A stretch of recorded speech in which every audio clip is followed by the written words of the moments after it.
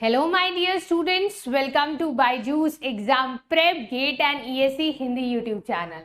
Hope you guys are fine. So फटाफट से session को स्टार्ट करते हैं. आज का सेशन सब ब्रांचेस एंड सब स्टूडेंट्स के लिए वैलिड है, जो चाहे गेट की प्रिपरेशन कर रहे हो या फिर इंजीनियरिंग सर्विसेज की. आप CS, IT, EC, electrical, mechanical, civil कोई भी ब्रांच के हो, ये चीज जो आज मैं बात करने वाली हूँ that is golden triangle strategy, जिसे आप फॉलो करेंगे तो आपको मिलने वाली है बहुत ही बेहतरीन रैंक. सो किस बात की है देरी, चलिए करते हैं स्टार्ट. इससे पहले कुछ फटाफट से क्विकली आपको चीजें बता दूं क्या है, जैसे कि अगर अभी तक आप मेरे बारे में नहीं जानते तो आप इससे जान सकते हैं.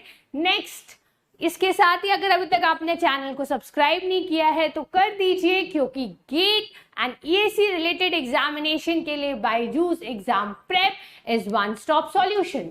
नेक्स्ट, इसके बाद अगर मैं बात करूं तो स्कॉलरशिप टेस्ट होने वाला है. कब होने वाला है? 29 अक्टूबर को. देखो, ये फ्री ऑफ कॉस्ट है तो देने में कोई प्रॉब्लम नहीं है. आपको पता चलता है कि आपकी रैंक फेलो आपके कॉम्पिटिटर्स की रैंक से कितना लैग करती है या कितनी अहेड है. सेल्फ एनालिसिस भी तो जरूरी है. नेक्स्ट, अगर मैं बात करूं तो अगर आपको नोट्स या कुछ डाउट्स आते हैं जो आपके क्लियर नहीं हो पाते तो आप मेरा टेलीग्राम चैनल ज्वाइन कर सकते हो, टेलीग्राम ग्रुप बेसिकली. बट जो भी क्वेश्चंस पूछे प्लीज मुझे टैग करके पूछिए, ताकि जब मैं टेलीग्राम खोलूं तो मुझे अलग से पॉप आउट हो जाए कि आपने कोई डाउट्स मुझसे पूछा है.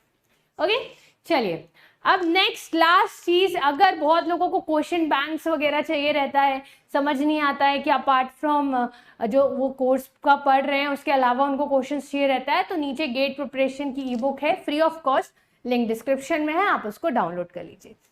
ओके, तो ये सब बातें तो हो गई. अब हमारी काम की बातें आ जाती है. ये भी काम की थी, बट जिस चीज के लिए आज ये सेशन रखा गया है उसकी बात करते हैं. तो सेशन क्या है भाई साहब? वो सेशन है कि golden triangle strategy to get good rank. तो सबसे पहली बात है, आप देख सकते हैं मेरे पीछे बना हुआ है ये गोल्डन ट्राइंगल, और यहाँ पे 3 इंपॉर्टेंट कंपोनेंट है. क्या क्या है? Revision, practice questions, PYQs. अब मैम ये तो हमको भी पता है, आप क्या ही नया बता रहे हो. बता रही हूं, रुको जरा. चलिए नेक्स्ट, अगर मैं बात करूं तो जो सबसे पहले इंपॉर्टेंट है वो है रिविजन. रिविजन, अब देखो, अगर आपको कोई बोलता है ये दवाई खा लो, चीजें ज्यादा समय तक याद रहेगी, या ये कर लो वो कर लो, कुछ भी कर लो, अगर आपने रिवाइज नहीं किया आपको चीजें याद नहीं रहेगी. जो मैं कंटिन्यूअसली बोलती हूँ, एक टाइम पे जो सब्जेक्ट आपका सबसे फेवरेट रहा होगा, क्योंकि आपने रिवीजन नहीं किया, 2 महीने बाद अगर आप उस सब्जेक्ट्स को खोलोगे तो 100% चांसेस है कि आपको चीजें रिटेन नहीं होगी. तो मैम पता है रिवीजन करना है, बट कैसे करें? उसके लिए जो रूल है वो है, एक सेकेंड,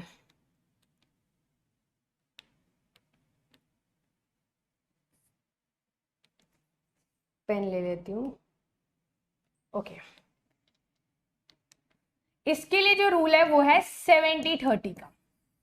सबसे पहली बात, 70-30 का रूल मतलब, अगर आपने पहला एक सब्जेक्ट पढ़ा, उसके बाद फिर आपने दूसरा सब्जेक्ट उठाया, तो आप पहले सब्जेक्ट को, फर्स्ट सब्जेक्ट को 30% टाइम देंगे, ठीक है, और जो नया सब्जेक्ट उठाया उसको आप कितना टाइम देंगे? उसको आप टाइम देंगे 70%.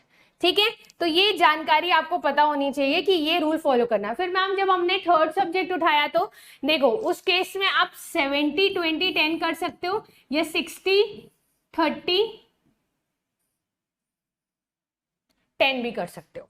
तो इसमें क्या करना है आपको? अब नए सब्जेक्ट को कितना टाइम देना है? 70% टाइम देना है. फिर इसको आप 20% टाइम दे सकते हो और इसको आप 10% टाइम दे सकते हो. तो इस पैटर्न को फॉलो करके आपको रिवीजन करना है.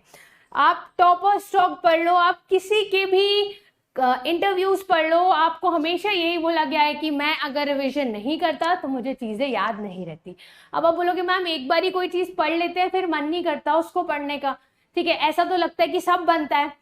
तो अगर सब बनता है और ये सोच के हम करते नहीं है, फिर 2 महीने बाद जब उठाते हैं तो डर लगने लगता है, क्योंकि चीजें याद नहीं होती है. तो उसके लिए तो बेस्ट फंडा यही है, टेस्ट सीरीज देते रहो, मॉक टेस्ट दो, और वो तो चलो ठीक है, तब तो 2 महीने बाद जागोगे ना कि नहीं बन रहा है. बेस्ट है कि अगर आपका मन नहीं है, कान में लगा लो, अपनी वॉइस में रिकॉर्ड करके सुन लो, या सोने से पहले पेजेस पलटा लो, आधा 1 घंटा टाइम दे दो। इस तरीके से भी बेस्ड ऑन कि आपका क्या मॉड्यूल है पढ़ने का, आप ये तरीके भी अपना सकते हो। Okay, next coming further, second चीज जो बोली गई थी वो थी प्रैक्टिस क्वेश्चंस। अब प्रैक्टिस क्वेश्चंस मैम कहाँ से लाएं प्रैक्टिस क्वेश्चंस? एक, अगर आप कोई भी कोचिंग इंस्टीट्यूट में पढ़ रहे हो या फिर आप किसी भी इंस्टीट्यूट को यूट्यूब पे फॉलो कर रहे हो, किसी फैकल्टी को फॉलो कर रहे हो, तो आप देखोगे कि वो क्वेश्चंस करवाते हैं और क्लासरूम क्वेश्चंस भी करवाए जाते हैं। आप वो ले सकते हो, उनको प्रैक्टिस करो, प्रैक्टिस क्वेश्चंस। ठीक है, ये वो क्वेश्चंस नहीं है जो गेट में आए हुए हैं। ठीक है, ये वो क्वेश्चंस हैं जो आप प्रैक्टिस कर रहे हो, वो चाहे आपके क्लासरूम क्वेश्चंस हो या आपने कोई बुक ले रखी है किसी भी तरीके से, क्लियर, या आपने टेस्ट सीरीज परचेस कर रखी है। और नेक्स्ट हमारा होता है वो है प्रीवियस ईयर्स क्वेश्चंस। तो ये चीजें ध्यान रखनी पड़ेगी। यही 3 ट्राइंगल के 3 मेन पिलर्स है जो आपको पता होना चाहिए। क्या? रिविजन, ठीक है, revision is the key to success, फिर practice questions and last is previous years questions.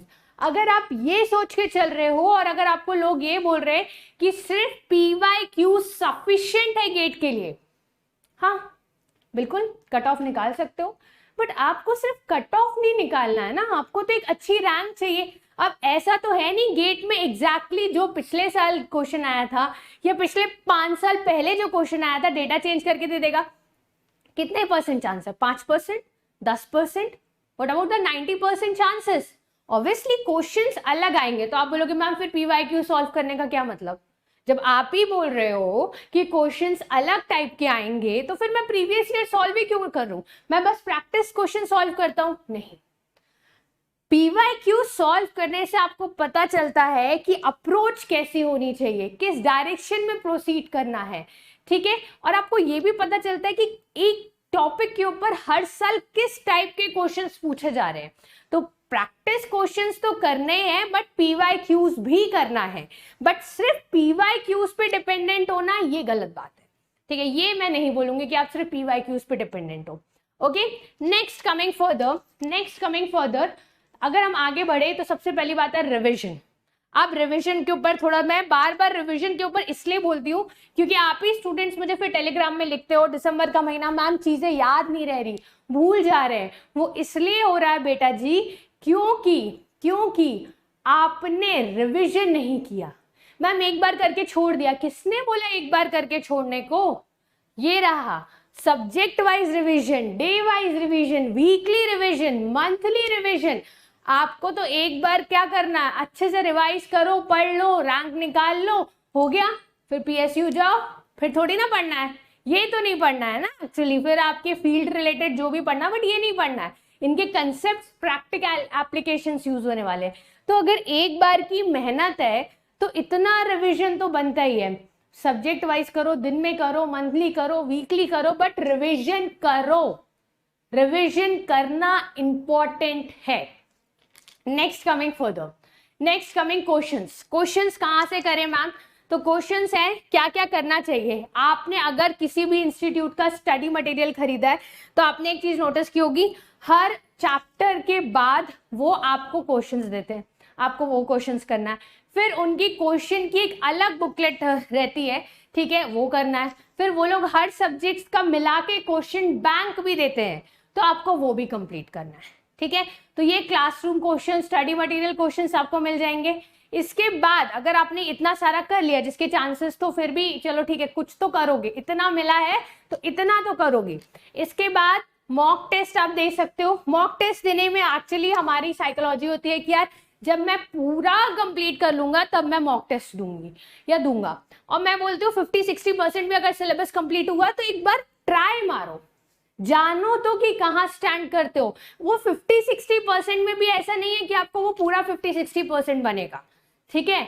तो ये जानना जरूरी है कि वो 50-60% में भी कितना आप वहां पर उस 50-60% जो पढ़ा है उसका दे पा रहे हो, अपने कंसेप्ट्स को लगा पा रहे हो। इसलिए मॉक टेस्ट को वेट मत करो कि जब पूरा कंप्लीट हो जाओगे तब देना है।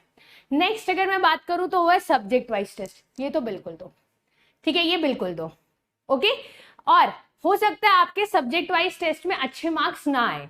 तो देखो, हो सकता है जैसे कि एग्जांपल के लिए जियोटेक लिया या आपके कोई भी इंजीनियरिंग के सब्जेक्ट है, उस सब्जेक्ट वाइज में जो एक टॉपिक होगा जो आपका वीक होगा, आपने उस पर्टिकुलर इंस्टीट्यूट की टेस्ट सीरीज दी और उसने उसी में से मैक्सिमम क्वेश्चंस पढ़ लिए दे दिए, तो क्या होगा, आपको डिसहार्टनिंग होगा, यार नहीं बनता।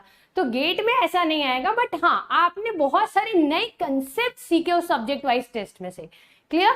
तो इसीलिए आप इन टाइप्स के टेस्ट, क्लासरूम नोट्स के, मॉक टेस्ट के और फिर और सब्जेक्ट वाइज टेस्ट बिल्कुल दीजिए। Next, coming for the previous years questions. अब प्रीवियस ईयर्स क्वेश्चन उस एग्जाम का लगाना है जिसके लिए आप प्रिपेयर कर रहे हो, ठीक है, बैठ के और भी चलो सिविल का ही तो है या ईसी का ही तो सब लगना ही, उस एग्जाम के लिए जिसके लिए आप प्रिपरेशन कर रहे हो। नेक्स्ट, कमिंग फर्दर, PYQs कम से कम 4 बार सॉल्व करना है। क्यों? अभी तो आपने बोला कि उससे questions 90% of the time repeated नहीं होंगे, डेटा चेंज करके नहीं देंगे। हाँ बोला मैंने, पैटर्न तो रहेगा। हो सकता है जो चीज पहले दी हुई थी, अब वो जो चीज पहले पूछी गई थी वो इस बार दी और उसके अलावा जो पिछली बार गिवन थी वो चीज पूछ ली गई है, बिल्कुल कर सकते हैं। अप्रोच तो वही रहेगा, फॉर्मूला लगाना वही रहेगा। फिर मैम आप 4 बार सॉल्व करने क्यों बोल रहे हो? प्रूफ कर देती हूँ। पहली बार जब आप सॉल्व करोगे, चीजों को आपने पढ़ा, बढ़िया, गिवन डाटा, ये गिवन है, ये गिवन है, ये गिवन है, आपने कुछ समझा नहीं, ठीक है, क्योंकि आपने न्यूली हो ना, आपने बस फर्स्ट टाइम चीजों को पढ़ा, आपने फॉर्मूला लगाया और आपको आंसर मिला। जब आप दूसरी बार PYQ को सॉल्व करते हो तो आप समझने की कोशिश करते हो कि इसके पीछे का कंसेप्ट क्या है जो क्वेश्चन में छुपा हुआ है। तीसरी बार जब आप सॉल्व करते हो तो आपको समझ में आता है कि अगर इस पैटर्न के क्वेश्चंस आएंगे तो इस क्वेश्चंस को कैसे प्रोसीड करना है, क्वेश्चन का एनालिसिस करते हो, क्वेश्चन कैसे प्रोसीड करना समझते हो। और जब फोर्थ टाइम आप PYQ सॉल्व करते हैं तब आप देखते हैं कि आप प्रो हो चुके हैं। अब आपने पहले 3 टाइम जितना भी टाइम लगाया होगा उस पर्टिकुलर क्वेश्चन को सॉल्व करने में, रिलेटिवली फोर्थ टाइम आपको बहुत कम टाइम लगेगा और अब आप मास्टर हो चुके होंगे, ठीक है। अगर आप हम लोग से बोलते हो तो अगर कोई भी फैकल्टीज होता है वो क्विकली क्वेश्चन सॉल्व करते, PYQs तो क्विकली सॉल्व करते, इसको ऐसे कर लेंगे, इसको वैसे कर लेंगे। क्यों? क्योंकि उनने वो questions n number of times पढ़ चुके हैं, तो चीजें छप गई है दिमाग में, ठीक है। सो ये पैटर्न है, 4 बार तो कम से कम आपको सॉल्व करना ही है PYQs। इससे आपकी प्रॉब्लम सॉल्विंग अप्रोच, प्रॉब्लम को एनालाइज करना और क्विकली सॉल्व करना, ये सब चीजें इसमें मैटर करती है, ठीक है। तो ये चीज आपको ध्यान में रखना है। Next, coming for the teachers notes, जो कि आपका, अगर आप ये गोल्डन ट्राइंगल देखेंगे तो ये है code teacher and his notes. हर भी है भाई, हिज बस लिखा है यहाँ पर, बट हर भी इंक्लूडेड है, ठीक है, एंड हिज और हर नोट्स। तो अगर मैं बात करूं कि गुड टीचर एंड हिज और हर नोट्स का मतलब ये है कि देखिए, अगर कोई फैकल्टी जिनके पास एक्सपीरियंस है और जिनके पास ऑनलाइन ऑफलाइन प्लेटफॉर्म्स जो भी है और जो आपके डाउट्स भी अच्छे से सॉल्व कर पा रहे हैं, देखो ऐसा नहीं है कि हर बच्चा एक टीचर से सेटिस्फाइड होता है कि किसी को कोई टीचर पसंद आता है, किसी को कोई टीचर, तभी तो इतने सारे फैकल्टीज एग्जिस्ट कर रहे हैं। अदरवाइज सबको एक ही टीचर से पसंद आ जाता तो फिर तो और फैकल्टीज एग्जिस्ट ही नहीं करते, क्लियर। तो ऐसा होता है, वो चॉइस तो रहती है, बट अगर कोई भी अच्छा टीचर और उनके नोट्स को बिल्कुल रिफर किया जाए, ठीक है, ये एक्चुअली उन्होंने क्लासरूम में जो क्वेश्चंस करवाए आपको पता चलता है, उन्होंने नोट करके कोई क्वेश्चन आपको समझाया, कंसेप्ट जो आपको नहीं पता था, तो ये आपके नॉलेज में ऐड ऑन करता है। तो ये 3 पिलर्स के साथ, रिविजन, प्रैक्टिस क्वेश्चंस और PYQs के साथ, ये इंपॉर्टेंट हो जाता है कि आपको टीचर और उनके नोट्स, बट टीचर चूज करना भी आपकी जिम्मेदारी है। Next, classroom questions. ये क्लासरूम क्वेश्चंस बहुत इंपॉर्टेंट हो जाता है। ये इसलिए भी इंपॉर्टेंट हो जाता है, उसका मेन रीजन ये है कि हो सकता है क्लासरूम में बहुत सारे स्टूडेंट्स रहते हैं, तो आप उस टाइम पे उस क्वेश्चन को गिवन डेटा लिखे या फैकल्टी ने पढ़ाया, आपने बस क्विकली जॉट डाउन कर लिया, बट ये आपकी रिस्पॉन्सिबिलिटी है कि बाद में जब आप उसका रिविजन करें, मेक श्योर कि आप उन क्वेश्चंस को दोबारा सॉल्व करें, ठीक है, वहां पर हो सकता है प्रेशर में आप नहीं कर पाए या फटाफट किया, बट आपने उस क्वेश्चन में गिवन डाटा, जैसे मैंने बोला ना, गिवन डाटा देख के बस आप सॉल्व कर दिए, बट इंपॉर्टेंट है कि आप उसके पीछे का solve the question just not for the sake of solving it, try to understand the hidden concept in the question. ठीक है, फॉर्मूला लगा के क्वेश्चन सॉल्व करना हर कोई कर देगा, बट वो क्वेश्चंस का क्या जो कंसेप्चुअल आएंगे, तो इसलिए ये इंपॉर्टेंट हो जाता है कि आप क्लासरूम क्वेश्चंस को ध्यान में रखें।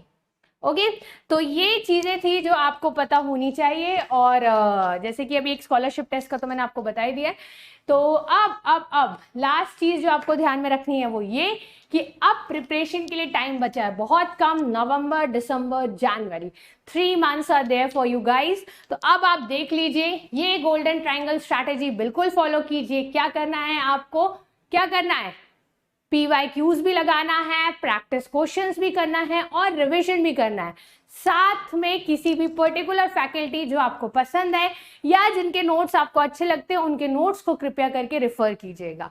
ठीक है, तो इन चीजों को आप फॉलो कीजिए। All the best for your upcoming examinations.